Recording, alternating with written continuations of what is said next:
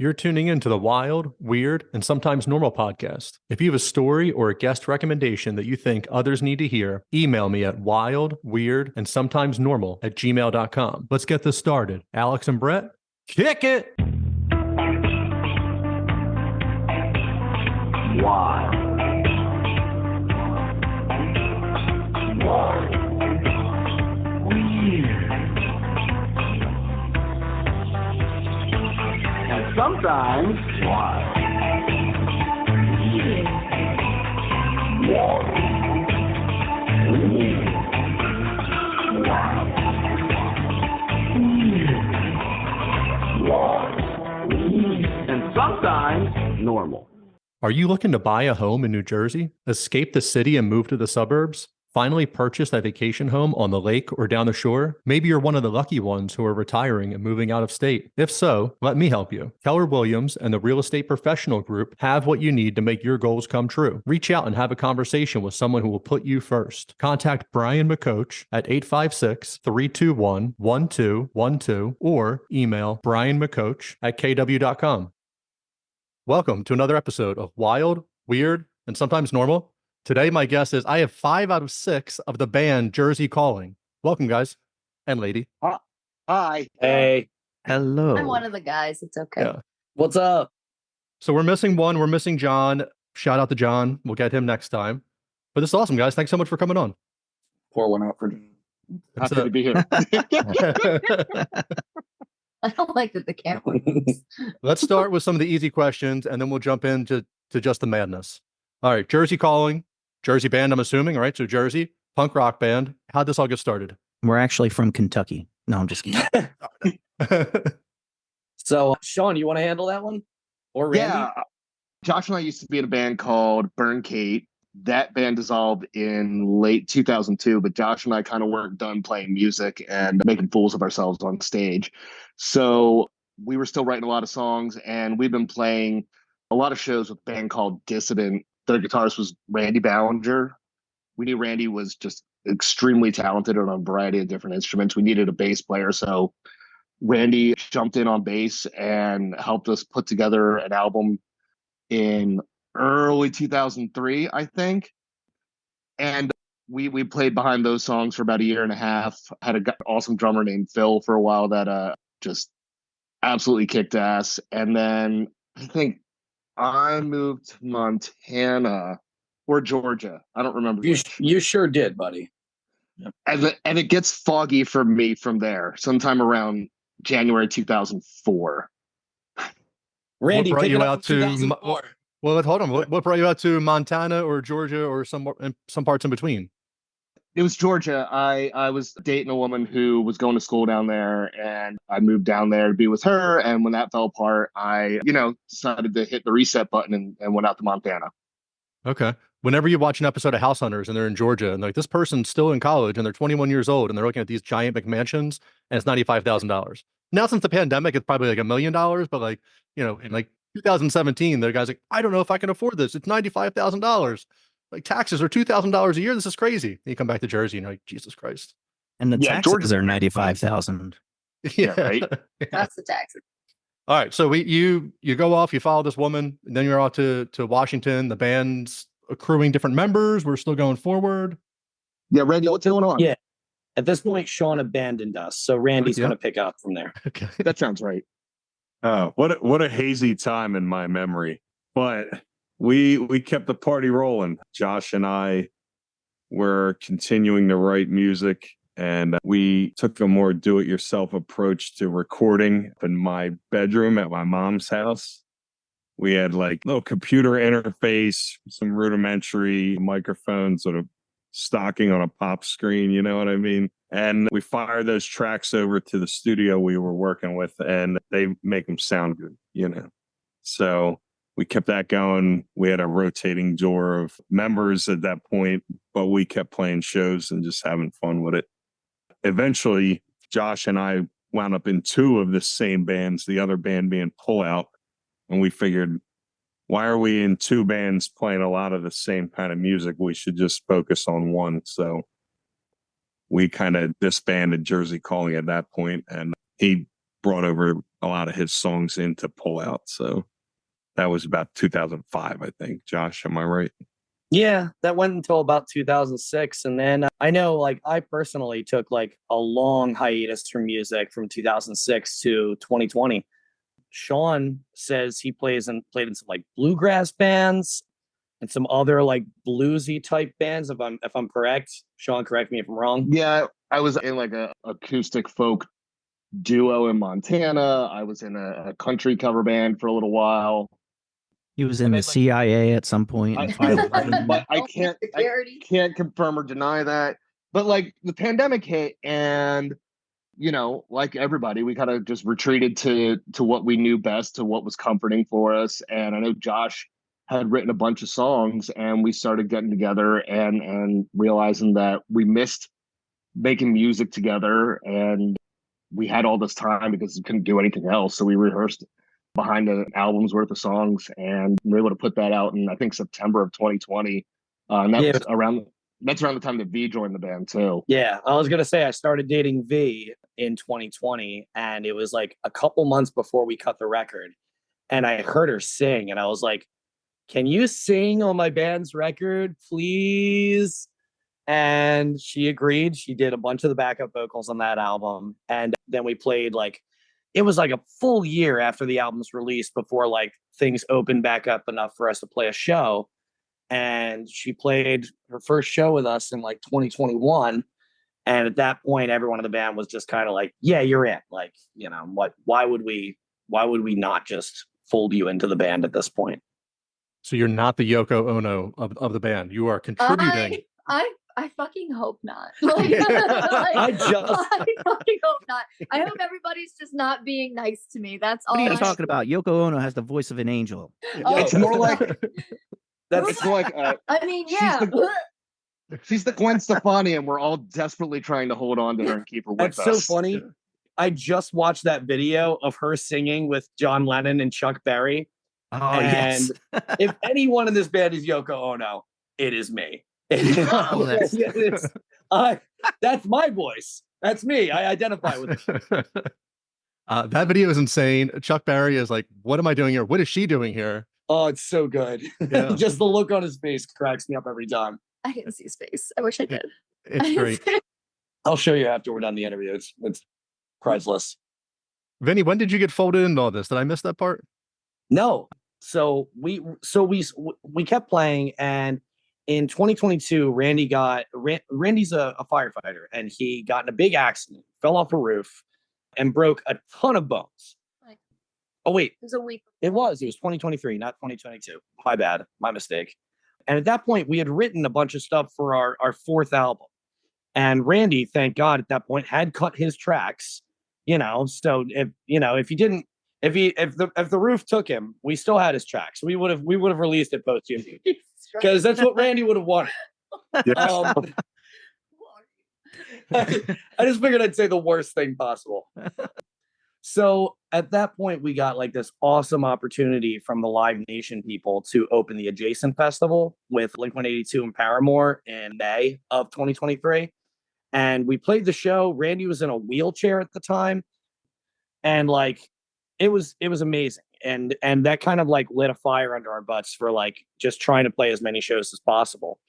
Unfortunately, that meant that our drummer that we were with at the time, he had to step away because he has 2 high school age kids. He wanted to spend more time with his family. So, we amicably parted ways with him. And that's when we got John in the band. And that was about September of 2023. It was like a month before the album was released. And then once the album came out, we decided to do a record release show in December for the album. Now it came out at the end of October. We ended up like getting all the vinyls and everything for a record release show in December. And Randy decided, he's like, we should bring in somebody to play acoustic guitar and all the other extra instruments we have on the album. Because like we went all out for this album. Like we had Sean play mandolin, banjo. We had There's a organ on the didgeridoo album. somewhere in there. We had some horns. We basically had everything except didgeridoo on there, right? I even played guitar, crazy.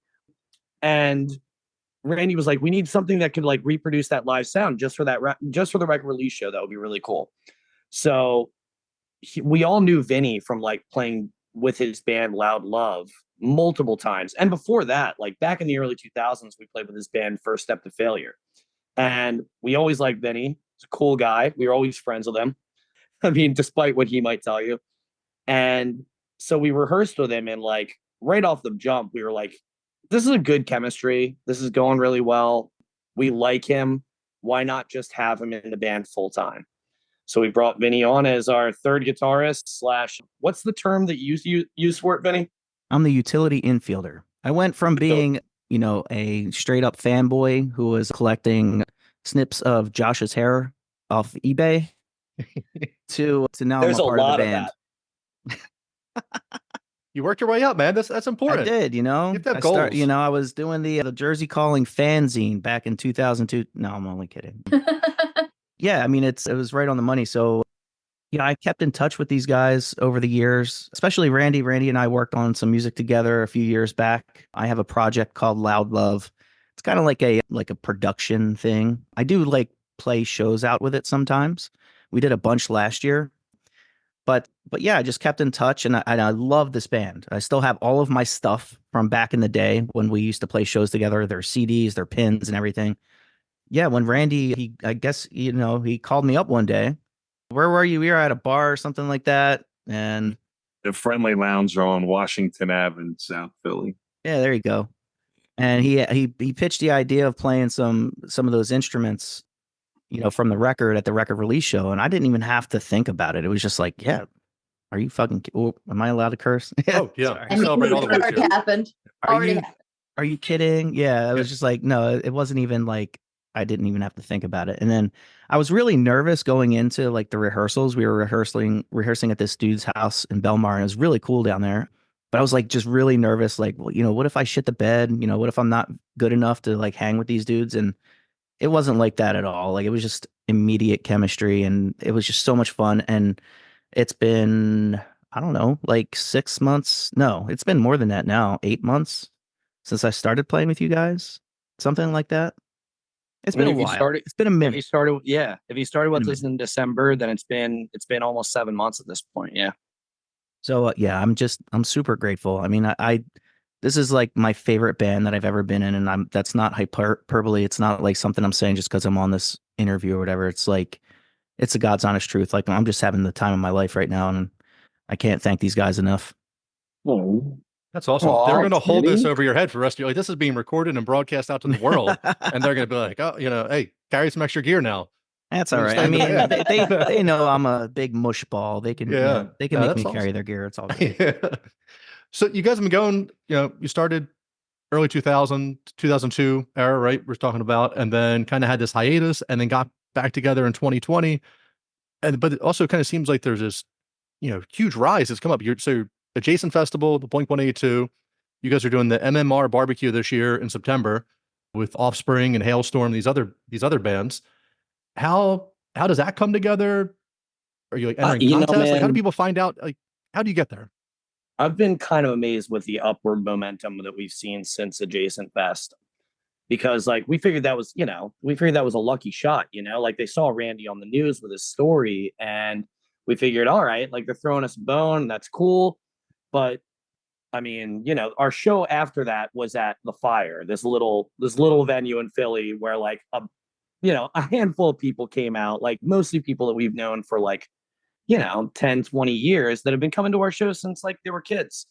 And those people are amazing, but we never thought that like we would get another big shot. And like, you know, we're playing this Joey Ramone birthday bash next weekend, or this upcoming weekend. Shit, that's Sunday. And then yeah, the MMRBQ.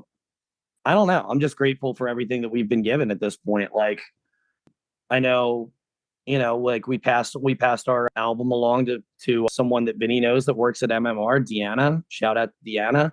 And he passed the album along to the right people, and I guess they dug it, made us the Local Shots Artist of the Month for February. And then right after that was done, that's when they announced that we would be opening the MMRBQ on the main stage. And I was like blown away, dude. Like I think we all were.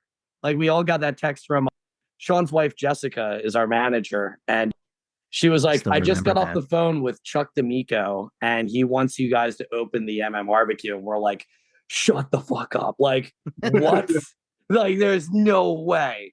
And like, yeah, like we're on the flyer. Like, I mean, at that point, like it's crazy. It's good. We're on the same flyer as like the Offspring. That's nuts. Dude, yeah, and they can't take that back now. Once you're on the flyer, like, you're on the flyer, man.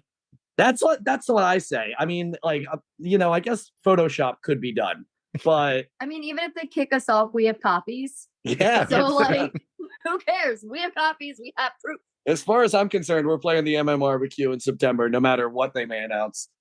That's awesome. I have tickets for that show. It says even before, I met you guys all here and everything. So I'll be cheer. I'll be a little speck on the lawn. That's probably a little too drunk or something at that point. No, but, come up to hey, the stage. Yeah, no, for the first, I think 3 or 4 bands, you get to come up as close as you want. You can be in the pit area for the first rush on the stage, band. man. Hell yeah. Yeah. All right, great. I'm bringing my crew up there. Yeah, it's gonna be awesome. So Chuck D'Amico reaches out to Sean's wife, and it's very nice that he does it. At any point, are you like, can I talk to Pierre? So no, I am like treading super softly with MMR, and Jess has been the point person with that the entire time. She's talked to Brent Porsche, and she's talked to like all the people at MMR that to coordinate all this, and she's very capable. I trust her as much as I trust anyone else in this band with any decisions, And then V actually got to meet Pierre because V went up there to get a poster signed for one of her like retiring colleagues at work. And he gave her like a tour of the studio and everything.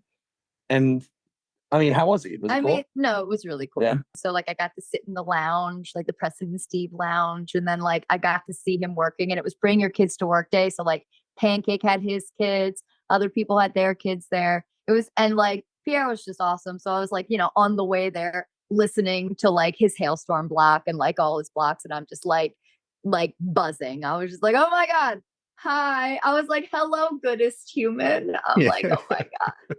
So it was really cool. Goodest citizen. That's what I said. I was like, you're the goodest of citizens. Nice to meet you. Like, it was cool. He's such a staple. Where do I? Go ahead. Whoever I cut off. Nope. No, I had a dumb joke. Go ahead. Oh no, I'm sorry. He's a staple of Philadelphia. So, I don't know if I would get starstruck around too many people, but it's like if I saw Jim Gardner or Pierre Robert, like it would just be like stuttering and like, I just need to shake your hand. I just need to be like, say, thank you for being in my life for 30 plus years, whatever, that they've been on. Well, he's been on the radio way before I was born, but so like I could turn the radio to the station that I wanted. Like, thank you for doing that. Yeah, that and like the year before. So we went to the MMRBQ the year before for my mom because she wanted to see Shine Down for her birthday. So why else did we go, Victoria? So and I sang on the side stage with their band Sidearm, but like that was when, so like that was like the local shots, like that band was playing while like right before I was on, and I was listening to them, and I'm like, how cool would it be if we were on that stage? Like that was my thought. And then I went back down and like had like the really great night with my family, like everything. And lo and behold, look at where we're at. Like, it's just really cool how things kind of come full circle. It's cool. You're manifesting it. Yeah. And I met Preston and Steve, and that was like, why 100? Like, I thought that was so cool. Oh, yeah. And I forgot one. We just did the AC Beer Fest, too. That was fucking cool. Goldfinger. We got to meet Goldfinger. That was awesome. That's awesome. So they just had the AC Beer Fest, but then I just saw, is there another one coming up? Because the Menzingers were just announced to, they have multiple beer fests going on? So they had one in the spring, and that was with Goldfinger, Hot Saves the Mulligan, Day. and Saves the Day. They're their 3 headliners. And then the one in the summer is, the Menzingers, and I forget. I just saw the announcement like yesterday. Yeah, I saw that coming up, and then, for that, and I remember Goldfinger playing. So this is one reason, like, I like Goldfinger. I like that, like all punk is like relatively the same, give or take. But like, you guys are fast. Like, I like the fast that you play, and you're not getting a lot of that I'm finding, for the most part, like out there. I guess I could do like YouTube dives or Spotify playlists to find it. But then, when somebody we mutually know introduced me to your music, I was like, this is great. Like, this is cool. So I really like that you guys are doing that. Like, I just don't, I'm definitely not in that scene anymore to be like, oh, I was at this like small little club doing this and I found these people. But, do you find yourself like forging your own path this way? I mean, we've played with a good amount of bands that like do still play punk music, like Minor Setback, Only on Weekends, Mad Splatter. That's like 3 bands that we play with pretty regularly, and all 3 of them play like I would say 90s, early 2000s punk, like, which is kind of like, when people ask me to describe what our music sounds like, I say like 90s punk, like think like, Green Day, No Effects, Bad Religion, like Bouncing Souls, even, like that's the kind of influences that, I mean, I personally have. I know Randy had those influences too. And Sean's influences are all over the place. But it's cool because, like, like that comes into the songwriting too. Because, like, there's only so much that I can do with the influences of like my very like narrow scope of what I really listen to. But Sean comes in with like all these influences from left field, and he wrote like half the songs on the new album. And I absolutely attribute his songwriting to like why people have like really started glomming onto us a little bit more, man. Like he rocks. I think you just said it right there. You asked like what helped this upward trajectory. I really think it's the quality of the songwriting. I really do believe that. I said it before I even joined the band. All right, Sean, let's hear it. What's the secret in the sauce? Oh my gosh. Have a lot of trauma and write about it a lot. No, I don't know, man. Like Josh said, I listen to a lot of different stuff, and I think that songwriting just comes down to storytelling and being true to what you want to sing about, and singing something that means something to you instead of trying to craft something for a certain audience. People can get when you're singing from the heart, and I think one of the things that works really well with this group is that we kind of trust each other to embody those emotions. Like I don't sing any of the songs that on the album, but giving them to Josh, giving them to B, and talking through what I'm going for with those songs, and just the friendship that we have, I think really builds those songs up to be more than they were when we sat down with a guitar and a piece of paper. To be fair, you sing on content, sir. There is one song you sing on. That's only because you made me. You're still singing, It's fun. Yeah, it's fun. It also doesn't hurt that we have a musical virtuoso in the quiet guy in the corner over there, Mr. Ballinger. Boy. I like arranging the songs. I like being a part of the creative process. I leave almost all the lyricism to them, but I know what I like to hear in terms of, structures of songs and building the sound so that it sounds larger than life and big. So I like to think that's my role, is arranging up the music from the bare bones song into something that sounds polished and powerful. And those punk bass lines, man, like you nail the punk bass lines hardcore. Like songs like Alchemist when we play that live, or Queen of the Unclean, like just the different I know that Matt Freeman from Rancid is one of your influences, and I can tell in the way that you take the bass and you make it into a lead instrument sometimes, and I think that's badass. Yeah, that's what I'm going for. So thank you. He's picking up what you're putting down there. All right. So Sean, he has this heartbreak. He has this trauma. He had, terrible childhood and women chasing him off to Washington. He writes these beautiful songs for you. And he texts them, emails them, whatever you have going on. And so what comes first? Like the music, the lyrics, the same time? Randy, do you always have like different styles in your head that you want? And then like you'll just look at the songs and be like, oh, I think this could kind of go. So there's so many people, you guys all, some like Italian, some like Greek food, some like whatever, but you're all in the same band. How do you decide how the song gets made? So when I get a hold of this song, it's usually already constructed in the form of like a video. Josh or Sean will cut demo with an acoustic guitar and just sing through the song in its rawest form, and then we sort of layer it from there. Yeah, I'm a big proponent of the idea that like if you can write a song that sounds good acoustically, that it'll sound good electric. Like as long as we don't, overdo it. And that's where that's where Randy and Vinny really come in, because they have such a great ear for like, oh, it would sound cool if the guitars dropped out here. It would sound cool if we had like a halftime bass or a halftime drum beat here instead of just the fast that we've been doing. And that's the kind of thing that like they really like add to the songs. It's, like it starts with like, yeah, me or Sean on acoustic and just our vocals. And then it goes through a bunch of different evolutions when it gets to Randy and Vinny and John and Victoria, because you add your vocals and stuff to it too. Mhm. Like there are a couple new songs that I wrote recently that, I wrote them, but I also I wrote them with the idea in mind that like Victoria would be taking a lot of those lead vocals from me, because I really like the dynamic of a girl singer and a guy singer playing off of each other. I feel like there's not a lot of bands doing that. I think she has the strongest voice in the band, bar none. And she will hate me for saying that right now, but I mean, yeah, it's just how I feel. And I think that we work really well together as far as vocals are concerned. I like I guess the process of recording it acoustic, because the Y100 Sonic Sessions would be all these stripped down acoustic things they'd release once a year, and it was all your favorite songs, rock songs, whatever, that are on the radio, and now you're hearing them completely different, and it was awesome.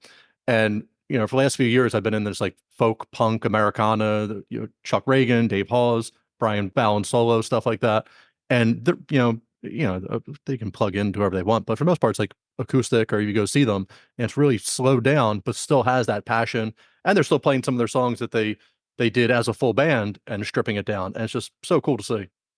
I agree.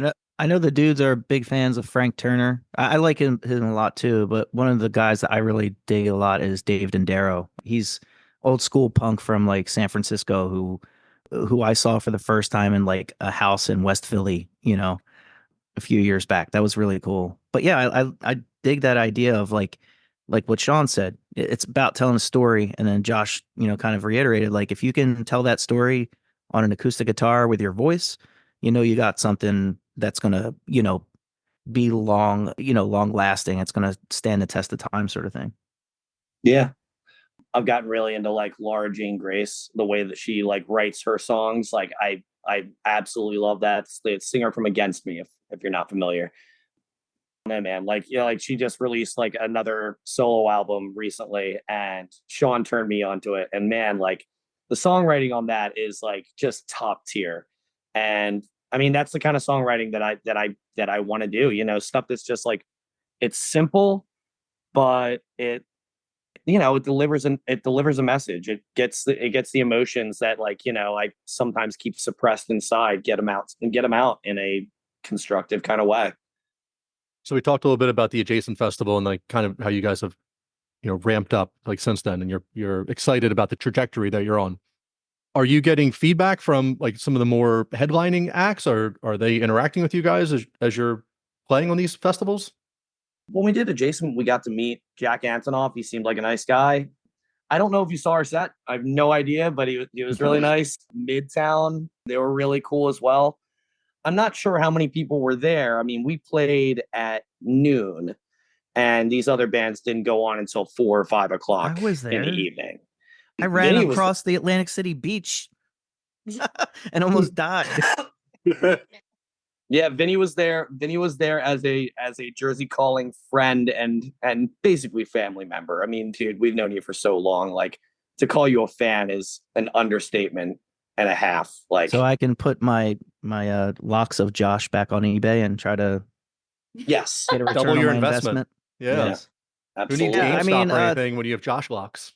Yeah, exactly. Tom DeLonge from Blink-182 is coming over to my house tomorrow night. We're going to talk cool. about aliens and You're coming back on for an interview tomorrow night, man. I need some alien talk. Speaking of Tom, he gave us a shout out at the Adjacent. Do anyone remember what he said? I remember him saying, Well, no. he I said don't the remember word that. Jersey at one point. He was He like, did say "Hey, Jersey. New Jersey," and then later on in the set, the word calling came out. So if you put them together, He calling. specifically said you can lead a horse to water and you can milk it, Jersey calling. It's awesome. Love it. I do remember him saying something like that. And I remember looking at Randy like, did he say our band name? Yes, So he that- did. Yep. It very well might have happened. And you know what? Now it's headcanon. Like we're just calling it as truth now. Yeah, I don't know. As far as like bigger acts, like have we gotten a lot of like feedback from them? Like not a lot, not really. I'm really trying to think. One of the guys in the Goldfinger horn section was in Real Big Fish, and he said Real he Big saw Fish. our set, and he said that he liked us. So I think that's the biggest that I can absolutely say is that, like, you know, after their set, I went up and I saw him, and I'm like, hey, you guys are amazing. I'm like, the horn line that you played, was that the solo from Beer? He's like, I'm so glad someone got that. I'm like, yeah, that's amazing. And That's I'm like, awesome. yo, we played earlier. We're called Jersey Calling. He's like, oh, I saw your set. He's like, what do you got? I'm like, I got a CD. Like, do you have any way to play this? He's like, I'll listen to it in my car all the way home. I'm like, sweet, that's awesome. So That's so cool. Yeah. It's not that Yeah. you need their, affirmation, whatever, that you're doing the right way. But I was even like some of the newer bands, like someone's been doing that one day more than you. There's nothing people like more than doing something like for 1 second more than you and be like, hey man, let me tell you how it's done. But sometimes it's good advice and other times it's like, well, I'm not going to do any of that. Yeah, that's true. That's true. Plus, like, I don't know, man, like it's a different world now. You know, when Real Big Fish got picked up, that was like the mid 90s, late 90s. And I'd imagine it's a whole different world now, like, 20 something years later, 30 something years later. I mean, just I like can't do math. just like music distribution and like how that all works now and like how you get heard is very different. I remember going to the movies and like there were mini CDs on top of my drink. Like that's how I heard about Fifi Dobson. Like that's like these are different ways to find new bands and stuff. And now it's just like, okay, well, I'll just search them. Like they'll be somewhere. I got a Fugazi CD coming out of Condom Kingdom once at South Street. Did you really? That's how I got into those guys. Yeah. That's Mhm. crazy. Like one of those crazy dudes that comes, goes, man, I got this incredible new album just for you, brother. I was like, yeah, that's great. And sure enough, it That's was kinda cool. They say Fugazi. I don't even know. It's all Fugazi. It's Fugazi, I think. Fugazi. Hey, come on. What success have you found in getting people like tuned into your music? What do you find the best way to promote yourself? Oh, I mean, Rocking at the this point, man, we're just trying everything because I don't know what is the best thing. We've tried like getting our music out there on every streaming platform, so Spotify, Apple Music, YouTube, all that stuff. Our friend, a guy that I skateboard with, Ethan, has shot a few videos for us, and they have been amazing. Like the video for Backseat Driver, the main song that Victoria sings on the new album. He shot the video for that, and that was the video we sent in to get picked for the Joey Ramone birthday bash. So, like, I don't know if video's the way to go, if streaming's the way to go. We're playing as many live shows as we possibly can to the point where we're kind of running ourselves ragged. But I mean, it's fun, man. Yeah. We still a few of these bad boys. We got vinyl. That's true. That's awesome. Yeah. I was going to say about the live shows, like, I think that's the way that we get the most sticky feedback from people, the stuff that people that stick with us the most, because we have so much fun playing live. I think that's something that we bring to every show is that sense that like there isn't anywhere else we'd rather be than on stage making a shit ton of noise together. And I think that really translates to people who see us for the first time. I have a lot of friends who've come out to see us who do not like our style of music at all, but absolutely love us because we have so much fun. And I just, as much as it exhausts me, the shows are definitely, I think, probably the best true. way we've got. I agree with that. Like, yeah, because like we bring the energy, man. Like, like for a bunch of guys, from a bunch of middle-aged guys, like we are up there giving like everything that we have, everything in our bones, everything in our blood, everything we've got comes out on stage, and we're running around, we're running into the audience, we're forcing people to sing along to songs that they may just be hearing for the first time. It's a good time. My cardiologist loves the fact that I joined this band. You're keeping him in business. I have at least, 2 or 3 more follow-up visits a year because of it. Yeah. What is your goal as the band? Are you hoping to blow up and tour as much as possible, or like what's your balance you're looking for? Well, no effects just retired, so there's a hole power to be vacuum. filled. Here. Yeah. There's a power vacuum. Yeah, I think we should probably take no effects' place as the reigning kings of punk rock. Yes. And Queen. I don't see why not. Yeah. I don't know, man. Just take the ride and see where it goes. As long as we're having fun doing it, that's all that really matters to me. We got new music that we're going to be releasing over the summer, probably about a month before the MMRBQ, so that'll be exciting. We got new songs that I'm working on, new songs that Sean probably is working on. I swear I am. That's like, honestly, it's just like, I'm just going to keep going with this until it's not fun anymore. I don't I think know. that's awesome. When I talked to Josh about it, and he said that maybe I'm putting you on the spot here, but he said that his goals are stupid big, right? Is that what you said? They're stupid But yeah, big. like I said, we're going to fill the power vacuum. We're gonna, yes. And that was just music to my ears, because we do it because we love it so much. Like I know that they had mentioned like what they were doing in between when we were kids playing, in church basements and now, but I was keeping busy, playing, guitar in my house, recording music in my bedroom, to much of the chagrin of my wife sometimes, I'm sure, and trying to, play in bands here and there. It's like it's just kind of like it's part of who we are. It's something I'm going to be doing forever. I don't want to be like that country dude that died on the stage, though. That's pretty weird. Hopefully it happens off the stage a long time from now. But no, I plan on doing this for forever. So why not do it in a big way? Why not get played on our favorite radio station we've been listening to since we were 5, Yeah. No, Run this ride until the wheels come off. Hell yeah, man. Hell yeah. I think it's good. At least, you guys all have the determination and you want to do it. And then just like, hey, where the ride goes, you go. And, I'm not in a band. I can barely sing at all. I can't sing at all. Nobody enjoys it, not even myself. It's pretty rough. So if you need a 7th member, let me know. But I was interviewing this band I'm in. I was interviewing this band over the bridge, and they opened up for Long Beach Dub All-Stars, and Brad Knowles' kid, he was doing his own thing. And this was over in LBI a couple summers ago. So I scored an interview with them, and I'm talking to him. And I just assumed that if you're in a band, like your goal is to blow up, and hey, I want to be on MTV, like when they used to show videos or whatever. But like, I want to be on MTV, and I want to be a famous rock star, and I want to throw a TV out of a hotel window, like whatever cliche stuff there is. But like, shit, man, I'm a rock star. It's what I want to do. Snort ants off of the ground. Yes.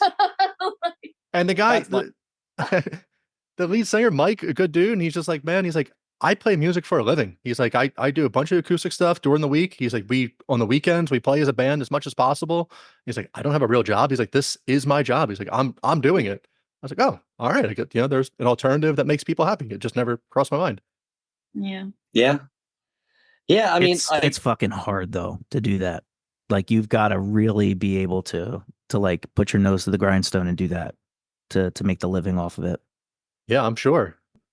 He seemed to like it, but you guys talk about being exhausted. Like, even if you're just doing the local TGI Fridays thing, they're gonna be a couple $100 and you get a free meal. Like, you still have to put energy out into it, so it's gets to be a lot, I would think. And I don't want to make it sound like, oh man, we're just like fucking so tired of the shows.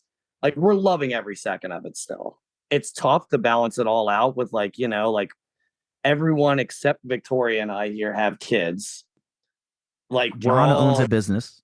We're all in relationships. We all have day jobs, like I'm a teacher. Sean works for a food bank. Randy's a firefighter. Vinny does something, man. I have no idea what Vinny does. And I am incarcerated for 8 hours a day. I can't even poop without my boss wanting to know what I'm doing. I'm so sorry. Should make a video for him. God, Yeah. I hope he sees this. It's a she. I'm Terrible. sorry. Just can't even take a shit in peace. The Yeah. Joey Ramone show coming up this weekend. What's happening with that? So we're opening the show 7:00. We're going to be playing tight set. Every band playing is playing a very short, tight set, with a lot of the time being devoted to like a tribute to Joey Ramone. But we're It almost reminds me of like the Grammys or something like that. You know, like that show is kind of like it's built around like smaller performances, and then like there's a big presentation in between. It kind of reminds me of that a little bit. Yeah. So we're I playing think the that's- Grammys, is what we're saying. Yeah, we're playing a Yes. Grammy. Yeah. We're playing the Grammys and we'll totally do that one day. But it's cool because it's like a charity show too. It's for lymphoma, I believe. With lymphoma. So go So- lymphoma. Yeah, lymphoma. Yeah. Jersey calling lymphoma. Oh no. How many more lymphoma jokes can we fit into this podcast? At least two more. At least two. So yeah, so the whole show is for charity, and that's great. I don't know, we're excited, man. Like, you know, we're playing with a guy who was in the Ramones. Steve Conti from the New York Dolls is also playing the show. I don't know, it's our first like sold out show, man. Like, I'm psyched about that.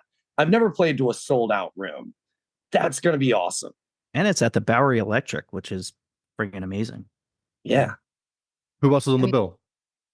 Now I gotta look at the flyer. Oh, sorry. No, you're fine. So Richie Ramone is the headliner, and that's going to be like the big tribute to the Ramones, Joey Ramone, and all that. And then we've got Steve Conti, the Sick Fucks, Giro or Hero? It's pronounced Giro, Josh. Giro. I'm just It's kidding. with a J. so That's I a don't know. joke. That's a joke. The Sins, the Gobshites, and the Hyperdolls. So, yeah, That's cool. Gobshites. So, are you guys going to do a Ramone song? No, we toyed around with that idea, but I feel like I don't know. I think that's kind of hack personally. And for the amount of time that we get, I think we're going to just stick to our original music and hopefully that'll speak for itself. Yeah, no, I think that's good. That's cool. Because the Grammys, you know, I wasn't going to ask about, you know, covering their song, but then Vinny's like, oh, it's like the Grammys. I'm like, oh, everyone kind of plays to Beyonce or whoever they're celebrating. Exactly. Play a Beyonce song, man. Come on. Now, I will feel absolutely silly if every other band covers a Ramones song, but Gonna be Blitzkrieg pop. Like, Like yeah. if we hear a song a million times, it's gonna be Blitzkrieg. yeah, that's how I feel too. It's going to be Blitzkrieg Bop or 20, like I Want to Be Sedated. Yeah. Just open with the beginning riff of Blitzkrieg Bop and then go into your own original stuff. Because people are like, oh, the 10th time tonight we're hearing a cover of this. It would be Or the we first just, time like, we're dig- opening. Oh, Yeah. oh, there you go. And everyone else will be like, That's like when people like they That's true. request. Wait, what song do they usually request when you're out and they're just like, "Oh, Freebird," Yeah. and you like can play the like beginning, but you don't play the whole song. What if we just play Freebird? Again, Let's just do that. That would be sorry, our wrong whole tribute set. show.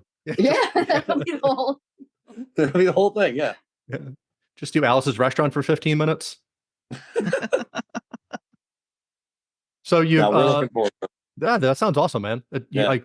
I'm excited that you guys are excited for the trajectory you're on, for where you're headed. You know, this tribute show is awesome. MMRBQ, I'm excited to get out there to see you guys.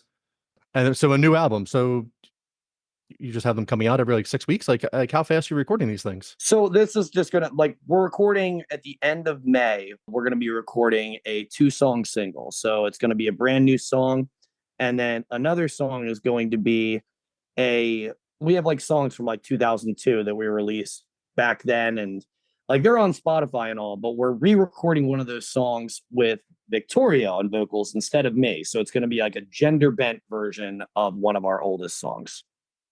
Oh, you're making it fresh.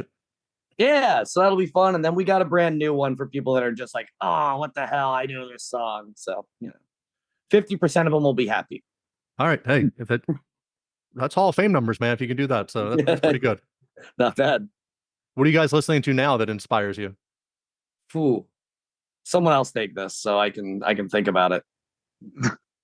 Well, Brian, you mentioned seeing the Dub All Stars and Jake Noel. I'm like on a Sublime resurgence right now because he's now fronting the band. So it's like, it's incredible to me. It's like a full circle moment for me. So I've been listening to a lot of Sublime. I love Sublime ever since I first heard them. And then I missed the Warped Tour by a year by the time I was finally able to go to concerts on my own. So I missed that experience. But then Long Beach All-Stars came out, Long Beach Short Bus, I would see them. And then this Sublime with Rome came out, and I was like, I'm not going to go see the cover band. Like, I am so happy that I held off and I held strong. And now I'm excited for this. The Coachella stream was free or whatever. You could watch it. know, Like it was YouTube thing. I was amazing. watching that. That was awesome. And when Jake was doing his thing with his band, he did Santeria, and then he jumped on with the Dubs to cover a couple songs. And he can sound just like his dad, but still having his own style. And I just need them to get a little closer to Philly. They have an Ocean City, Maryland festival they're doing. I'm like, can you guys just get a tiny bit closer to Philly so I can see you guys? Those festival tickets are like $200 too. It's rough. Yeah, not cheap. They were not part of the Live Nation $25 all in. I checked. I was like, oh, No. guess I'm not No. going to this one. It's the fees, man. The fees kill you. Whatever it is, you're like, I don't even know. I just got Hot Water Music. I saw them last Thursday. And again, those tickets, and it was like $23. Like, this is great. And then go check out, and it's $49. I'm like, Underground Arts. Like, what the fuck, man? Like, it's double your fees are more than the ticket itself. Mm-hmm. I thought Pearl Jam solved all this when they like boycotted Ticketmaster and like they solved nothing. Yeah, no, that did nothing. That's Pearl Jam for you. They're the worst. So 2 steps forward and 3 steps back. Like, thanks, guys. All right, so we've got Resurgence and Sublime. They're exciting coming on. Anyone else want to jump in? Anything you're listening to now, either the brought back you're excited for, or you hear now and you think is good? Not the new Pearl Jam album, obviously. Randy, what about you? Yeah, I want to hear from Randy. I just went to Social Distortion and Bad Religion. That was awesome. A solid show. Great time. John was there with me. He got to meet Mike Nett, which I'm pretty jealous about. Nice. That is cool. And let's see, I've got tickets to Brian Fallon reopening the House of Independence in Asbury Park. And then later this year, I'll be seeing his band, The Gaslight Anthem. I got tickets to see Newfound Glory. Pretty stoked to be playing with the Offspring because big fan of them. Family wants to go to, Green Day, Rancid, You know what I listen to. It's all that same stuff. Hell yeah. I listen to all that same shit too. I love it. Yeah, my musical taste has not changed much since high school, but I don't know. I've folded in a couple new ones. Like Sean introduced me to Frank Turner. I really love Frank Turner. And I always liked Against Me, and I love Jane Grace's solo stuff, like I already mentioned. I'm going to the Supernova Ska Festival the week before the MMRBQ in September. I'm going to bring Victoria, I think. And we're going to see Catbite with Laura Jane Grace doing Operation Ivy's full album, as a cover set. I'm super excited about that. I've always wanted to see Op Ivy. I'm probably never going to get to see them, but this is like a pretty sweet consolation prize. This is one of my favorite singers and an amazing ska band. Catbite's really great. So I'm excited for that. That's awesome. Sean, you want to jump in? I don't know if I have any concerts upcoming. Past couple of days I've been on a Gaslight Anthem kick. They're just really solid songwriting, and then also there's this band from Australia I've been listening to called Middle Kids that I'm really digging. And my mom just went to see the Decemberists, and their opening band was a band called Rat Boys, and they're super good. I think they're out of Canada. Anyway, so those are who I've been listening to recently. So you were in a bluegrass band, and there used to be this Camp Jan in the Pines and like Hamilton. I know Camp Jan. Camp, right? CJ and the P. So I would go there, and the first year, 2-3 years, whatever it was, we knew the one guy who was kind of running it. So we'd get in and we'd hang out. And all that music, as I'm listening, I'm like, this is awesome. Like, this is so great. Oh, yeah. And then I would go buy a CD. It just didn't translate to the CD. What am I missing? What is a good bluegrass band that's going to scratch that itch?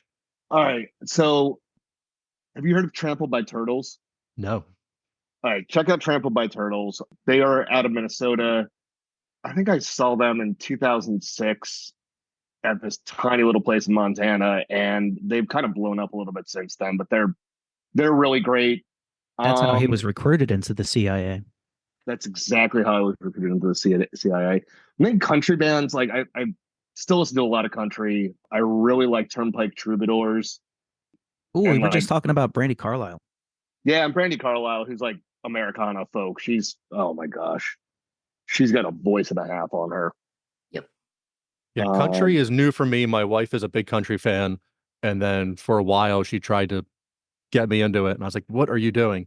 And then like the like the Luke Bryan stuff, I'm like, oh, this is like Southern rock. Like I can get into that. And we went and saw Yeah. him live. I'm like, this is like Skinner live, like a little more country-ish. Like this is fine.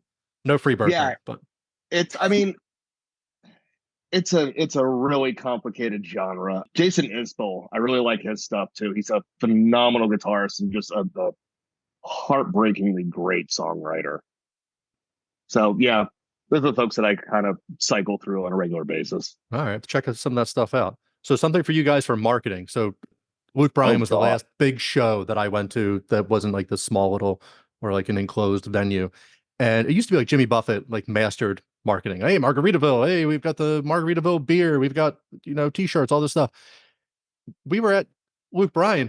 He has his own, he has his own whiskey. He has his own like t-shirts. He has his own like not even just like Luke Bryan tour brand. Like he had like a Luke Bryan like clothing line. Like you got just big, whatever you can slap your name on. Spatulas, Jersey calling spatulas. Slap your name on it and sell it. Slap your name on it so your mom could slap you in the ass with it. There we Bring back corporal punishment. This is like, this way you have to like sell to the parents. Italian mama punishment. Yeah. Well, we are Jersey. We are Jersey calling, so we're just waiting for our deal from iPhone. Like, come on, iPhone. Come on, Apple. You hear us all the time. We like you call. We can Call get into that. Jersey calling phone. Yeah. They say they're not listening, and I'm like, hey, I know that's bullshit. They're definitely listening. It's all going to that big windowless tower in New York City. Just sucking it all in, sucking all our info, selling it off to our AI overlords. I just hope they let me work inside the house, wherever it is I'm being enslaved at. I was previewing some of your podcast episodes I'm going to do a deeper dives into, and I was very, very excited because I see that you're into like cryptids and aliens and ancient history that might not be the way that it was taught to us. That's like right up my alley, man. I love punk rock and I love aliens and everything that falls in between. And like, that is it. But there are many. Hey, you want to come back on and get weird? I'm completely in for that. There's a guy I live on the doorsteps of the Pine Barrens here. There's a guy in my neighborhood who says that he has seen Bigfoot like 2 miles from my house multiple times. And he goes I heard out that on that episode that what the was like the avian jellyfish episode, right? You mentioned that guy in that episode. Yeah. So he hunts for Bigfoot. He's a good dude. But not the Jersey Devil. He's in the Pine Barrens. And he's going for Bigfoot. Yeah. Everyone's just saying the Jersey Devil's not real. Everyone I've talked to. So one guy, he writes fiction, cryptid fiction. Like that's his job. Like, that's insane. Yeah. Like he just like goes on Wikipedia and finds a different thing and does like this little deep dive. But he is from New York City and they were moving to like the Poconos. So him and his brother were like, hey, we're right about the Jersey Devil. Just take the 2-hour drive and find out.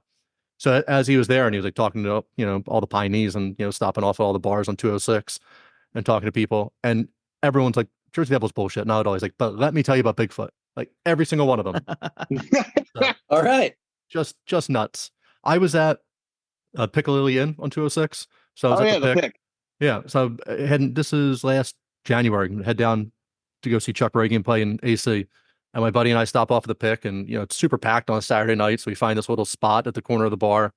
And then there's 2 seats that open up next to us. So I'm sitting like caddy corner, next to these people who I don't know. So I'm talking to my buddy. And this dad and his son sit down. His son over 21, but dad and son sitting there. And the dad was like localish, saying hi to all the bartenders and the bar backs and, whatever. So he calls the one bar back over and he's like, hey man, he's like, show my son those pictures you're talking about. So my ears like instantly perk up a little bit. Like I'm hearing like weird pictures. Like I'm in, like, what are we seeing here? Like, who knows we were taking pictures at a bar? And he pulls it out and I see like this giant wolf. And then the next one, he's holding up this cat. Like I don't know, a bobcat or something, but like I don't know how tall the guy was, but he's holding it up. The cat's head was next to his head, and its legs were down like past his knee, like halfway past his calf. So I just slide in. I'm like, hey man, like what is that? Like where is that? He's like, oh, this is out back in our trail cams. He's like, that trail cam is like up to like my hip. He's like, that wolf's head is way above that. I was like, I didn't think we had wolves down here. He's like, oh no. He's like, they tell you they're not. He's like, they come down here. He's like, they keep coming further and further. They're like a wolf and a coyote hybrid or something. He's like, they're huge and they're back here. That's crazy. Dang. Yeah, don't go to the Pine Barrens. Bigfoot will get you, or these things. Nope. Let's go camping. No. Yeah. I go out CJ and the P just wandering around middle of the night, way out of my mind. Like I could get eaten by one of these things. When we were younger, I don't think any of the Jersey Calling crew were with us, but one of our mutual friends, Josh Lopergola from Dirty Larry, was on this particular trip in the Pine Barrens, and we went there in the middle of the night once to look for the Jersey Devil. I think we found a porta potty that we tipped over. Besides that, it was just, it was really creepy out there. It was like 3 a.m. just hearing like, a random like fox like break a branch, and you think it's like, the Jersey Devil or Bigfoot or something. And that's how that stuff grows, man. All those folklores and those stories and stuff. It's wild out there, man. I try to stay away from it. I'll drive up 206, but you think it's not that big, and the next thing you know, you're still going like 30 miles up, and everyone saw the you're Sopranos. stuck. They got in there. They lost the Russian guy in the woods. Like you don't want to deal with that. One time I was driving with my family, my wife and my 2 little kids in the back, and we were driving somewhere near the Pine Barrens, and we went off this dirt road, and I just thought it was like a regular road. It wasn't. It was some dude's property, and my wife's here. Annie, what was it? There was like a big sign or something that was like, turn back now or shoot you. And so we're like, oh shit. So I'm like, okay, I need to find a place to turn around, but I couldn't because it was like literally we got to this point where the road was just the size of the car. So we had to go by this creek and do like a K turn like 7 times just to get back out. And I just bailed. I just drove like 120 miles an hour to get out of there so I didn't die. It's like the good and the bad of like Jersey, where like we're not Texas or Florida, where you can just shoot somebody for being on your property. Right. But then also you're in the Pine Barrens, and like who's going to find you? So like that guy could probably shoot you, but like everyone else in the normal neighborhood, it's really, hey, I don't know. Gun laws are strange and state by state, but it's amazing what some people can do and others can't. Oh yeah. Yeah. All right, let's give the rundown. What do you have coming up? Where can people find you? Let's get all the good stuff. So we are recording that new single at the end of this month. I don't know, Vinny. Do you think am I allowed to like say who we're recording with? Because I'm kind of excited about that. Yeah, man. So we're recording with Pete Steinkopf from the Bouncing Souls, and we're yeah. Like I saw your shirt, and I'm like, oh, he would dig this. That's awesome, man. We're super excited about that. So he's going to be recording the 2-song single that we're going to be trying to release. My goal is to release it like the last week of August. That way we've got about 3 weeks until the MMRBQ for people to like, hear it, dig it, and then come see us at the MMRBQ and hear the song live. Got a ton of shows until then. Our next show is this weekend on Saturday. We're playing at Ryan's Pub and Sports Bar in Monroe Township with the Zombie Mafia. It's a free show. It's just the 2 of us, our bands. So like we'll each be playing nice long sets. And then on Sunday, we're playing at the Joey Ramone birthday bash up in New York City at the Bowery Electric. Psyched about that. Back in New York the next Friday. Yeah. And then we're back in New York the next Friday at Auto Shrunken Head. You can see like all of our full tour schedule on our website, jerseycallingmusic.com. We also, you can find us on all the social media at Jersey Calling. So Instagram, Facebook, TikTok, YouTube, it's all just at Jersey Calling. And we regularly post about shows and all kinds of nonsense on there as well. Awesome, man. I'll link all that stuff in the show notes. People can find that easy. That Bouncing Souls, that's awesome, man. Recording with him. Yeah, dude, we're psyched. Yeah, dude, that's awesome. All right, so in September, I'll be the guy charging the stage and crowd surfing with like my wife trying to hold me up. I'm gonna and being hold like, you what are to you it. doing? Yes. All right. We'll see if I can get I up bought there. a wireless just for that show. I'm gonna be out in the crowd at some point. I don't know. I have to like figure out when it's gonna work because what did we get, like 20 minutes or something like that? I don't know how long our set's going to be for that, but what I'm concerned about is the stage height. So like you'll be able to get down into the crowd, but can you get back up? Oh yeah, I don't. You're one of think us so. now. Once you come down in the pit, man, you're one of That'll be us. it. Yep, Yeah, that'll be it. The first You'll have person to get on crowd stage surf takes your me place. back That's it. onto the stage. Right. Be like the Hunger Games. Whoever takes your spot by getting up there first. Exactly. I'll boost you back up. Don't worry. I'm going with the buddy. He's like 6'4", 6'5". I'm 6'3". We'll just throw you right up there, man. Yeah, I'm tiny. It'll work. Yeah. We're Don't worry. Perfect. We got you. Guys, I sincerely appreciate you coming on. Open door policy. Everyone come back in, talk music, talk cryptids, get weird, fully on board. Talk some bluegrass. I'm here for that too. I know you saw stuff in Washington State. I keep hearing these CIA jokes too. I'm not ready to go in there yet. I need to hear more about that, but that'll be the next episode. Sean is DB Cooper. We found it. We solved it. That's it.